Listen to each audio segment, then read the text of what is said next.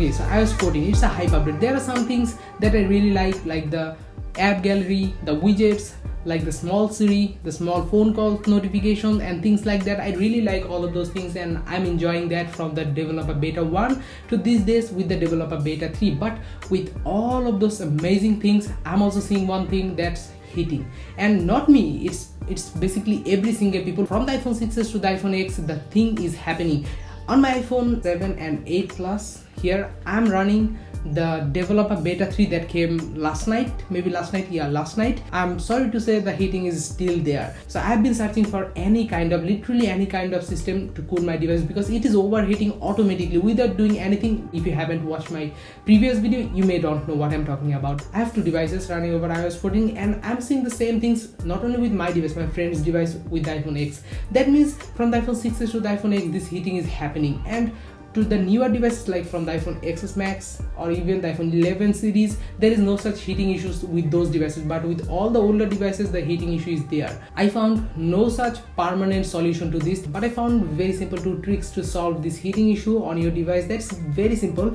Number 1 is remove literally all the widgets from your home screen. Don't keep any widgets on your home screen. If you remove every single widgets, the heating will get a little lower. I don't know, in the widgets there are some bugs still there. One thing you can see that on my weather I cannot see my location. I'm always seeing Cupertino. Don't know why, but I'm always seeing Cupertino, and there is no such options I can see to get my location. That means I think the widgets need to get a little fixed. Okay, the next one is be sure to turn on airplane mode whenever you are not using your devices with the internet. Like whenever you are taking some notes or doing anything, be sure to turn on the airplane mode.